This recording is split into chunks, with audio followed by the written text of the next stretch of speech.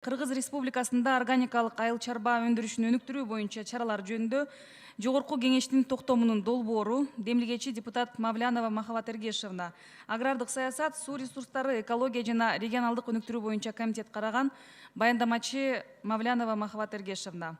Чакырылгандар Керималиев Жаныбек Калканович, айыл чарба, тамак аш өнөр жайы жана мелиорация министринин орун басары, Жумаканов Калысбек Туратбекович, ветеринардык жана фитосанитардык коопсуздук боюнча мамлекеттик инспекциянын директору. Махабат Эргешевна, сөз сизде. Рахмат, Айда Камчыбековна, саламатсыздарбы, урматтуу коллегалар. Бул токтом долбоору комитетте каралды, агрардык саясат боюнча комитетте жактырылды жана өкмөттөн дагы оң корутунду менен келип түштү. Негизги эле айыл чарбасында абдан чоң көйгөйлөр бар экенин баарыбыз билебиз. Жалпысынан республика боюнча 70%-дан көп калкыбыз айыл жергесинде турат, айыл чарбасы менен алектенет, бирок ошол эле кезде айыл чарбасынан чыккан продукцияны татыктуу баада сата албай, экспорттой албай, ошо көптөгөн көйгөйлөргө кабылганга баарыбыз күбө болуп келатабыз. Ошондуктан ушул токтом долбоорун иштеп чыгуу менен бул жерде бир нече өкмөткө шарттарды коюп атабыз. Негизги шарттар ушул биз көрүп атабыз, интенсивдүү айыл чарбасы менен эч качан биз ушул айыл чарбасын өнүктүрө албашыбызды, себеби биздин жер аянттарыбыз абдан аз жана бир интенсивдүү айыл чарбасы менен биз чоң көлөмдөгү бир сорттогу ушул сырткы рынокто, чоң рынокто атаандаштык болуучу бир күчкө ээ болбогондуктан биз анализдеп көрүп ушул органикалык айыл чарбасын өнүктүрсөк гана, эгер элибиз жапырт ушул органикалык айыл чарбасынын продукциясын өсүрүп экспорттосок, ушул жакшы атаандашка ээ болот деген бир чечимге келип ушуну жазып чыктык. Эми бул токтом долбоордун негизги максаттары ушу жарандардын, Кыргыз Республикасынын жарандарынын ден соолугун жана айлана чөйрөнү коргоо, калкты экологиялык жактан таза жана коопсуз продукциялар менен камсыз кылуу, кыртыштын, жер кыртышынан өсүмдүктөрдүн жана мал чарба продукцияларынын бузулушун андан ары азайтуу, органикалык айыл чарба өндүрүшүн өнүктүрүү, органикалык продукцияларды чыгаруучу өлкө катарынын аброюн көтөрүү, өлкөгө инвестицияларды жана органикалык продукцияны керектөөчүлөрдү тартуу максатында киргизилүүдө.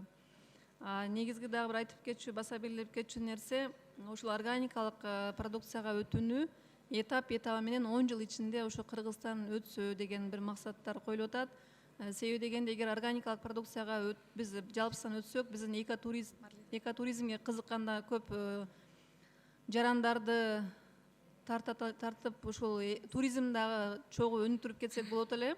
Жана ошондой эле биздин жарандарыбыздын дагы ден соолугунун дагы бекемделишине көмөктөр түзүлмөк да. Жана ошондой эле ушул жалпысынан өкмөткө келип түшкөн бүт акча каражаттарын, гранттарды, ошо финансылык ар кандай ушул акча бөлүнгөн бүт акча каражатын ушул органикалык жакка артышылуу багыт катары аракет жасасак бир жыйынтыктуу болмок. Андан тышкары ушул органикалык айыл чарбасынын продукциясы дүйнө жүзүндө ушул абдан талап көбөйүп атат. Мисалы үчүн 1999 жылы органикалык продукциянын жалпы көлөмү дүйнө жүзү боюнча 15 миллиард түзсө, 17 жылдан кийин 16 жылы 90 миллиард. Ал эми ушул 19-20 жылдары 110 миллиард долларга чыгат деген прогноз бар. Демек Кыргызстан дагы ушул органикалык продукцияны өндүрүп, ушул дүйнө жүзүндөгү рынокко экспорттоп чыгып, ушу татыктуу орун алат деген бир жакшы бир ойлор бар. Суроолор болсо жооп берем. Бул жакта министрдин орун басары да отурат, тиешелүү органдардын өкүлдөрү. Рахмат. Ушул токтом долбоорун колдой берип коюңуздар. Рахмат, Махабат Эргешевна. Суроолор болсо жазылыңыздар, урматтуу депутаттар.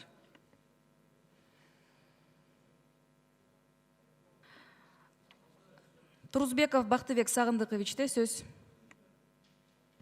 Рахмат, Айда Камчыбековна, урматтуу депутаттар, урматтуу Махабат Эргешевна. Бул демилгеңерди колдойм. Анан бир сунуш бар да, научно-исследовательский институттардын каржылоо боюнча. Минсельхоздо дагы подведомственный илимий институттары бар да. Мен ойлойм, ошолорду да кошуп койсокпу. Бул жерде мына зам министр да отурат, билет болуш керек. Подведомственный институттарыңар бар да, ошоларды бөлбөй кошо кошуп койсокпу депчи. Сиз оюңуз кандай, Жаныбек Калканович? Махабат Эргешевна, менин оюм деле ошол Бактыбек Сагындыкович ошол биз ошол Махабат Эргешевна айтканда ошол биздин научно-исследовательский институттар имело в виду да ошол боюнча. Ошол эмени сунушумду да алып кошуп койсоңор бар, силердин Минсельхоздун астында бар да ошолор. Анан процедурные предложения, жанагы 2-3 пунктта сроктору бар турбайбы, подпункттарда токтомдуку. Конкретный срокторун кое кетсек, себеп жаңы министриңер бир топ жылдан бери билет, мен ойлойм ушул детально проработать эткенге бар болуш керек. Сроктору просто эле мындай срогу жок кылып коюптур да, мына токтомдун эмесин ачсаңар. Бул жерде биз жалпысынан Бактыбек Сагындыкович 10 жыл деп берип атабыз да, ошол 10 жыл ичинде бүт ар бир пункт боюнча иш аткарылып, булардын өкмөттүн 2017-22 жылдарга деген концепциясы иштелип чыккан органикалык продукцияны өнүктүрүү боюнча. Ошол концепцияга өзгөртүү киргизүү деген дагы пункт бар да. Ошонун негизинде булар өзгөртүү киргизип, ар биринин срогун коюп чыгышат да. Ошол конкретный сроктору болсо болот эле дейм да. Бул министрлик өзүнүн Жаныбек Калканович, мен ойлойм, өзүңүздөрдүн министрликтин алдында ар бир концепцияга өзгөртүү киргизип, срокторун коесуздар, кошумча өзгөртүү киргизип. Биз атайын бул боюнча иш чара иштеп чыгып, анан срокторду коюп сиздерге көрсөтөбүз. Ошо эмелери разный болуп атат да, направлениялары, дорожный картанын эмелери да, мына баарына ошо сроктору коюп кетсе конкретно, ошондо туура болот го дедим эле да. Себеп жаңы министрде жана айтып кетпедимби, 4-5 жылдан бери иштейт бул жумушту, билет да. Анда Бактыбек Сагындыкович, биз ушул токтом долборуна бир абзац катары кошумча киргизип коелу. Ушул ар бир коюлган маселелер боюнча министрлик өзүнө срокторун берип, бизге маалымат берип койсо, жогорку. Рахмат. Себеп мына 4-нчү пунктта о результатах принятых мер информировать жогорку кеңештерге до 31 декабря деп отурабыз. А бул кээ бир сроктор андан кийинчерээк болуп калышы мүмкүн да. Ошонун сроктору болсо, бул жылдан кийин болсо, биз бекеринен аны талап кылбайт элек да исполнениясын. Ошол эле. Рахмат. Рахмат. Биринчи микрофон, процедуралык маселе. Рахмат. Аида Камчыбековна, чек коюп койсок, себеби мындан дагы бир токтом бар эле, маанилүү. Ошого жетишип калайлы. Суроого жана талкууга чек коюп коелу. Суроого жана талкууга чек коюу сунушу келип түштү. Добушка коем, урматтуу депутаттар, добуш бериңиздер. Чек коюу боюнча.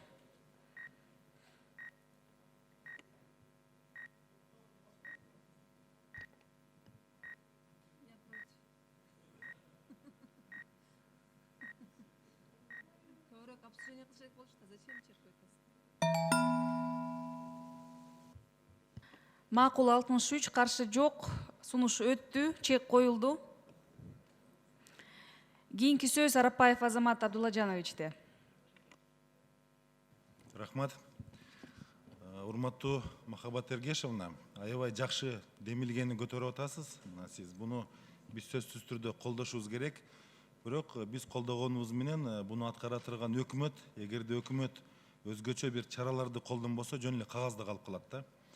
Менин сунушум, мына өкмөттүн өкүлү да отурат, өкмөттүн токтому менен ошол жерде гербицид, пестицидтерди мамлекетибизге бир кайсы мөөнөттөн кийин, мына 2020-жылдын башынан кийин таптакыр бөгөт коюшубуз керек.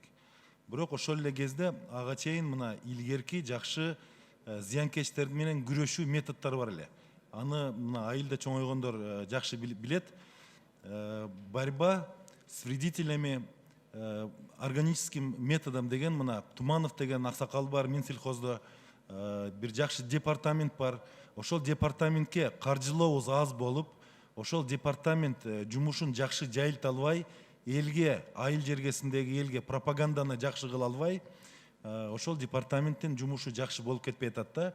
Ал жерде мына айылда чоңойгондордун баары билет, зыянкечтерди менен мурун союз мезгилде химикат, яда химикаттары менен эмес, ошол жерде атайын ошолорду өлтүрө турган курттарды көбөйтүп, ошону көбөйтчү, талаларга ошолорду бир шахматтын порядке койчу, ошолор 100% эффекти менен ошол зыянкечтердин личинкаларынан бери жеп, ошол дыйкандарга дагы зыян келбейт эле.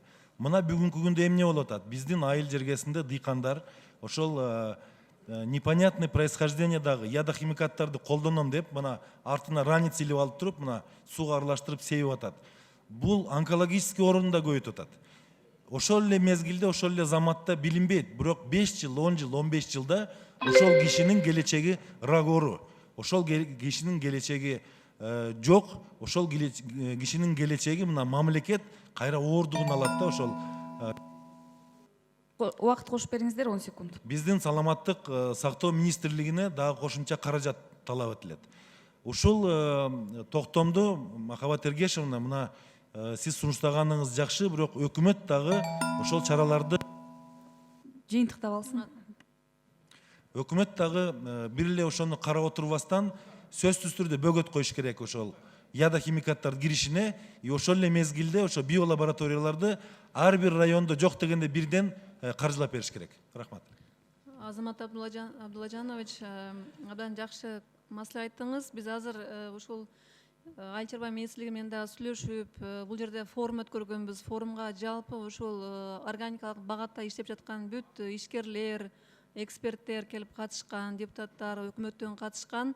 Ошол жерде көптөгөн биз жаңылыктарга ээ болдук. Ошол жерде сиз айткан жанакы пестицид, химикаттардын ордуна альтернатива катары ошол биологиялык, органикалык жерсемкичтер жана ошол вредительдер менен күрөшчү ар кандай альтернатива катарында ошол биологиялык ошол заттар чыгарган кандай заттар бизде бар, кайсы колдонулса болот деп Манас университетинен келип профессорлор келип бул жакта өздөрүнүн иштерине презентациялап беришти. Негизги биз көзүбүз жетти, ушул өзүбүздүн эле ички ресурстар менен жана сиз айткан биологиялык жана жерсемкичтер менен жана башкалар менен ушу органикага өтчү мүмкүнчүлүгүбүз бар экенин көрдүк. Аны ушул министрдин орун басары келип катышып көрүп кетти, Боронов келип катышты. Негизги биз азыр эле күндө запрет кылсак болбойт да, себеби дегенде этап менен деп коюп атабыз. Этап менен дегенде биз район же область кылып ушул биринчи жылы 5-6 районду же 1-2 область алып, ошол жалпысынан ошол область райондордо органикалык продукцияга тегиз эл өтсө, ошол районго, ошол регионго запрет кылсак дейбиз да. Себеби муну алып туруп эле так эле бүгүн запрет кылсак, анда жалпы айыл чарбасы мындай өнүкпөй токтоп калышы мүмкүн да. Ошондуктан ушундай жолду карап атабыз. Негизгиси азыркы күндө ошол инвесторлор деле даяр болуп турат да, ошол органика боюнча дүйнө жүзүндө талап күчтүү болуп атат, экспортко жана башкага элдер дагы ошол колдонуу аябай талап өскөн үчүн деп Кыргызстандын абдан жаратылышы ыңгайлуу, бүт жери дагы көп бузулбаган, таза деп ушул жака кызыккандар көп болуп атат. Бир гана ушул мамлекет тараптан ушул министрликтер бизге бүт күч аракетин жумшап, мамлекеттик программа кабыл алып, бүт жерлерде айыл өкмөттөрдүн дагы иштерин ушуга көңүлүн буруп, ар бир ыйгарым уктуу өкмөттүн өкүлдөрү баары чогуу чаран ишти алып барсак, ушул багатка инвесторлор дагы келип өзүнүн акчасын салууга даяр болуп турат да. Ошондуктан сиз туура белгилеп кеттиңиз, негизги ишти ушул өкмөт аткарыш керек.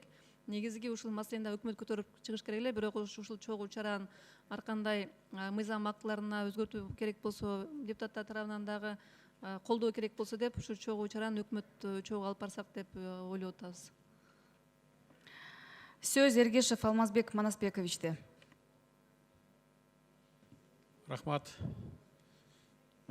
Махабат Эргешевна, негизинен бул сиз алып чыгып аткан маселе бул мамлекеттин жана элибиздин азык түлүк коопсуздугу да. Туура, Азамат Абдулажанович абадан туура айтты. Акыркы мезгилде онкологиялык оорулар абадан көбөйүп атат да.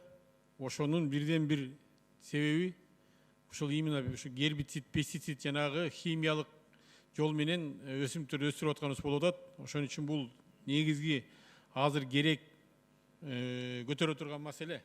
Бирок мен сиздерден Махабат Эргешевна бул эко бренд кылып Кыргызстанды жана ошол экологический продукция, биологический таза продукция өндүргөн мамлекетке айландырып абдан туура.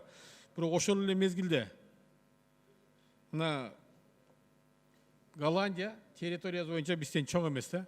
Бирок ошолор жылына 2-3төн түшүм алып 90 миллиард евролук продукция чыгарышат экен. Ошолор мен өстүргөнүм мен ойлойм, ушундай бир экологический ушундай бир айбадан илгерки биз өстүргөндөй кылып өстүрүшөт деп. Ошолор гербицид, пестицид деген немелерди колдонушпай атат. Бирок ушундай илимий жактан абадан туура колдонушу бастыга кетишти. Ошолор боюнча сиздер институт түзөбүз деп атасыздар. Ошол институт түзгөнгө жана ушул бренд түзгөнгө, ушундай иштерди алып барганга мамлекеттин бюджетинен 2019, 2020, 2021 жылдарга акча каралганбы өзү теги? Улукбек Тойчуевич, может, сиз жакшы билесиз. Бул боюнча ошол адистештирилген илимий мекеме түзүлгөнү боюнча азырынча андай долбоорлор жок. Бюджетте акча каралгандай эмес. Ал эгерде башка маселе, ал ошол Айыл чарба министрлигинин бюджеттин алкагында карап көрсө, ал мүмкүн, бирок бүгүнкү күндө 19 жылдын бюджетинде ал акча каражаты жок. Жаныбек Калканович, сиздердин бюджетиңизде бар ошол жөнүндө? Алмазбек Манасбекович, сиз туура айтып атасыз. Бул жерде азыр органикалык айыл чарбасы деп биз көтөрүп чыгып атабыз. Махабат Эргешевна мына бүгүн постановление сиздердин токтомунду көрсөтүп атат. Бизде негизи айыл чарба министрлигинин астында мурда биоцентр бар болчу. Ошол жанагы азыр Азамат Абдуллажанович айтып кетпеди, ошол азыр департамент болуп өзгөрүп, азыр департамент болду, органикалык айыл чарбасы боюнча департамент. Район областтарда бирден лаборатория ачылды. Бул бюджеттен чыгарылган акча менен ачылып атат. Нарын областына только ачыла элек азыр. Былтыр Баткен областына ачтык да. Ошонун негизинде жана энтомофактарды даярдоо боюнча бюджет только азыр ошол содержание сотрудниктерди эле кармап турушка. Жаныбек Калканович, сиз лаборатория ачкандан экологиялык продукт пайда болбойт. Ошонун үстүнөн научный иштемейинче эч качан пайда болбойт да. Мисалы Голландияда бир түп помидор 65 килограмм средний берет деп атат. А биздин болсо мына дыйкандарыбыз экен клубника менен башка көп продукция Россияга өтүп жатпайбы? Эмне жөнүндө айтып атасыз азыр? Бу жерде эгер анын акча бөлүнбөсө каяктан болмок эле? Каражаттарды биокаражаттар деген ошо лабораторияны айтып атам. Ошо лаборатория болсо органикада болбойт да. Мисалы энтомофактарды даярдаш керек да, азыр эле айтылып атпайбы ошол жерде. Эми конечно акча финансируется андан бери жакшы болот да. Махабат Эргешевна, ушул акча бөлүштүрүү жагынан караштырыш керек экен да, негизиненчи. Болбосо акча болбойт. 10 секунд. Ошон үчүн мен сиздерден суранып кетет элем. Ушул мамлекетке Махабат Эргешевна ушул токтомго жазып, сөз түрдө 19 болбосо 2020-21 жылдары бюджеттен акча каралып отдельно. Ансыз болбойт. Канчалык неметсек деле акча болбосо. Алмаз Манасбекович, туура айттыңыз. Ошол жана жогору айтып кеткендей, бул жерде форум өткөргөндө ошол ар кандай ойлорду уктук да. Бирок ошол чындыгында эң мамлекет үчүн органиканы өнүктүрүп кетиш үчүн ошол акча каражаты маанилүү да. Бирок ошол эле кезде ошол форумдун бир катышуучусу ушул күндө инвесторлор даяр, эгер мамлекеттик программа түзүп, ушул шарттарды түзүп, эгерде мамлекет тараптан колдоо болсо, ошо көчөтүнөн баштап сертификациялоо жактарындагы абдан маанилүү да, сертификат, органика деген сертификатты берүү боюнча. Ошол жактарынын дагы элге көчөттү бекер таркатып, аны технологиясын үйрөтүү, ушул жактарын бүт баарын мындай колго алабыз деген кишилер бар экен да, кызыккан биздин Кыргызстанга. Андан сырткары Индия мамлекетинде Сыкхим деген штатында ошол органикалык продукцияга өткөндөн кийин кескин түрдө онкологиялык оорулар менен ооруган адамдардын саны азайган да, кескин түрдө. Бул дагы абдан жакшы ден-соолукка жакшы пайдасын берген жактарын көрсөткөн. Андан сырткары Жаныбек Калканович, мен сизге бир да суроом бар да, жана $500,000 грант катары Корея өлкөсү берип жатат. Ошону иштетип баштадыңыздарбы? Эми акча каражат дегенде жанагы мамлекеттик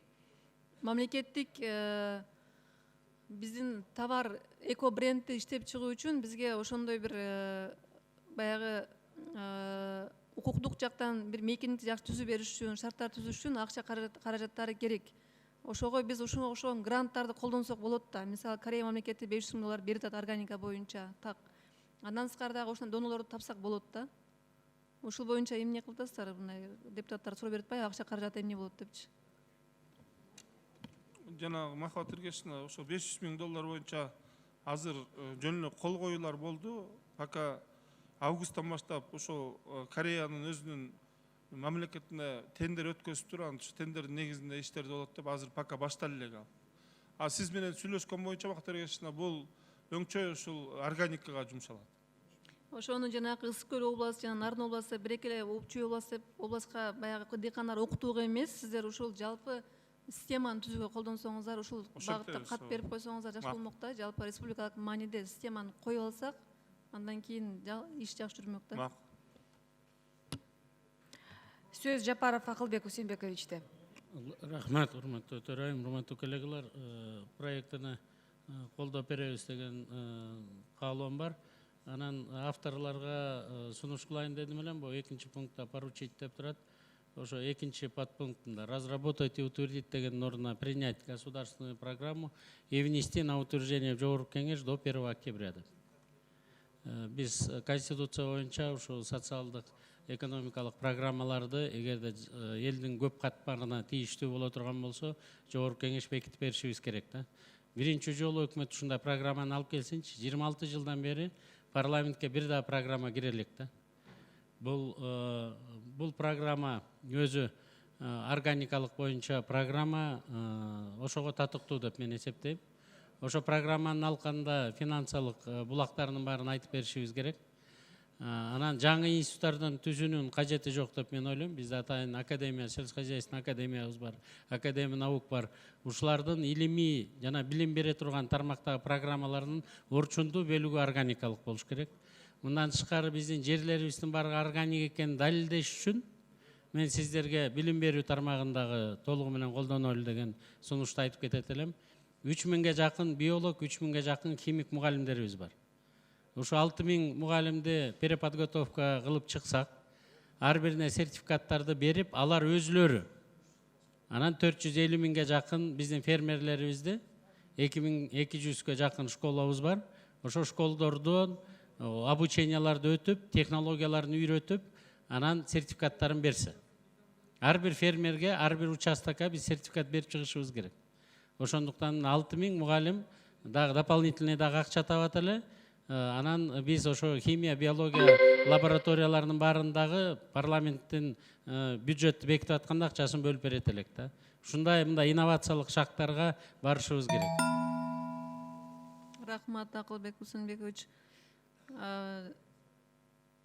Жанбек Калканов, чындыгында могу концепцияңыздар ар бир датасы коюлган, бирок акча каражат жагынан эч кандай бир бекилген эмес да. Улуктойчу ушул нерсени да карап эске алып койсоңуздар, акча каражат керек болсо бөлүп берсеңиздер. Баарыңыздарга рахмат, жакшы сунушуңуздар бүт эске алып, ошол токтом долбооруну эметебиз. Чоң рахмат колдооңуздарга.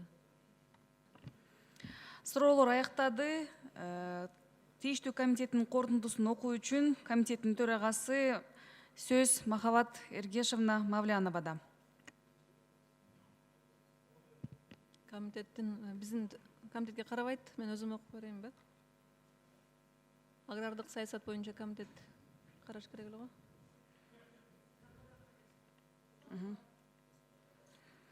Комитеттин мүчөсү, тийиштүү комитеттин мүчөсү корутунду окуу үчүн сөз сизге берилет. Рахмат. Кыргыз Республикасынын органикалык алчыр өндүрүшүнүн өндүрүү боюнча чаралар жөнүндө Кыргыз Республикасынын Жогорку кеңешинин токтом долбоору депутаттар тарабынан айтылган сунуштарды эске алуу менен жактырылсын. Ушул чечимди аткарышын контролдук кылуу агрардык саясат, суу ресурстары, экология жана регионалдык өнүктүрүү боюнча комитетине жүктөлсүн. Абылкайыр Осмонбекович, рахмат. Анда токтом долбоорун добушка коем, урматтуу депутаттар. Добуш бериңиздер.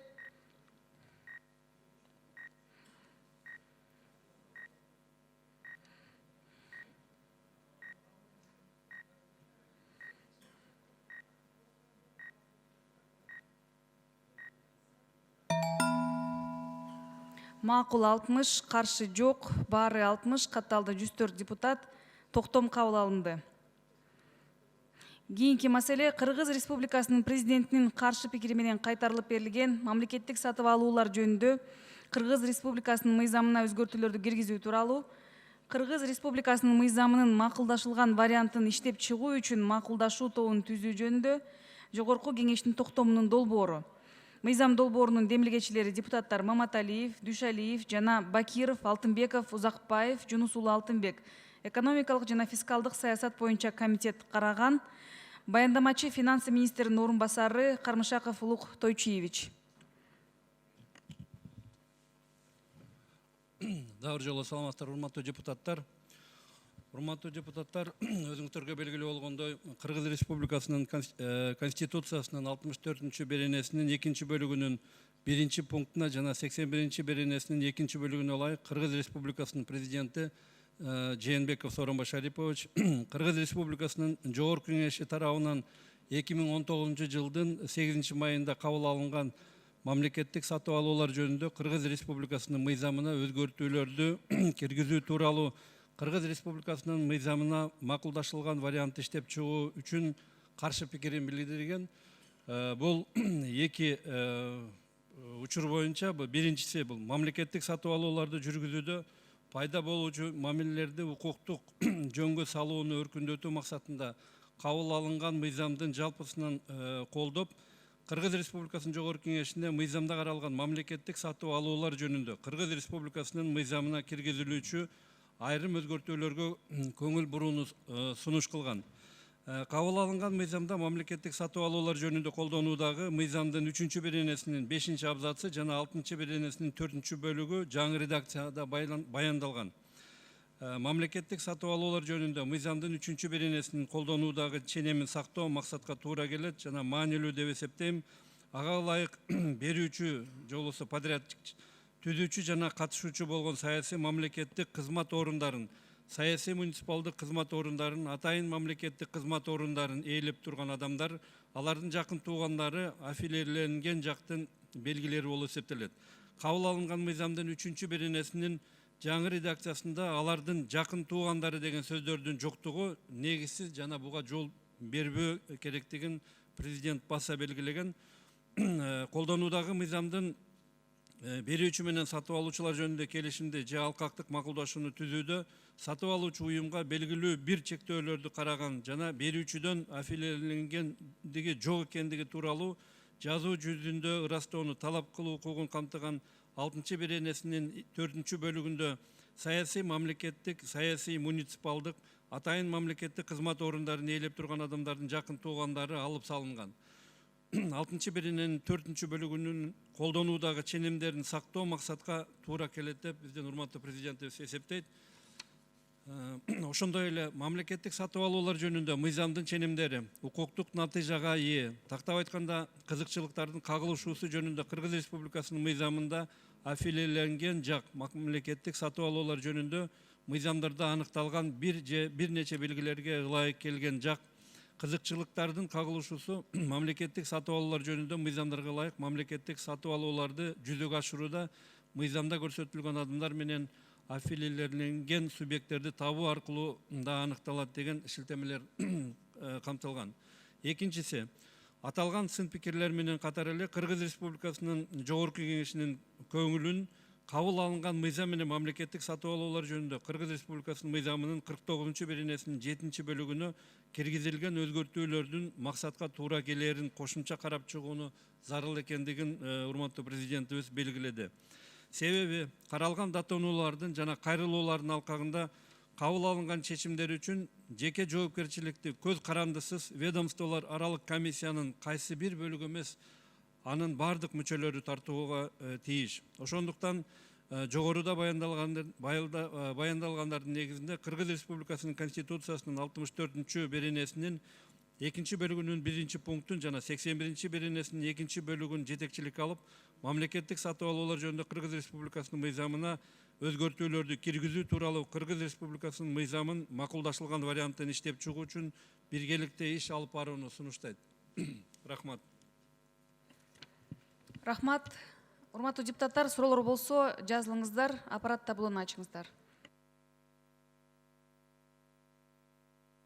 Суроолор жок экен. Анда тийиштүү комитеттин корутундусун окуу үчүн комитеттин мүчөсү Гайыпкулов Искендер Төрөбаевичка берилет.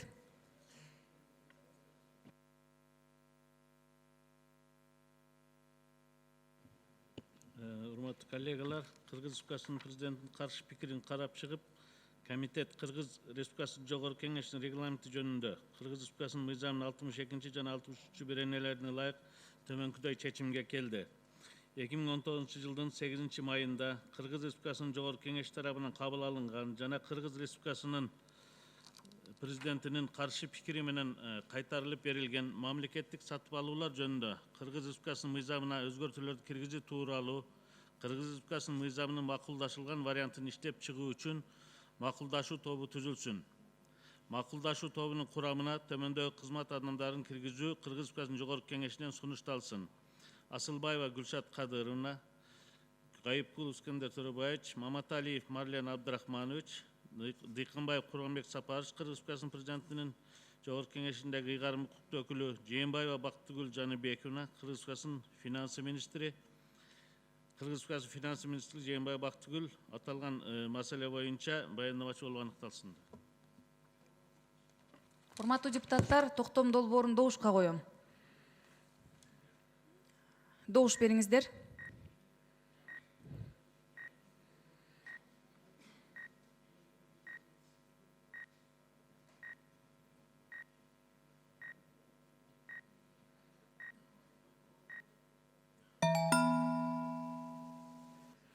Макул 65, каршы жок, баары 65, катталды 104 депутат, токтом кабыл алынды.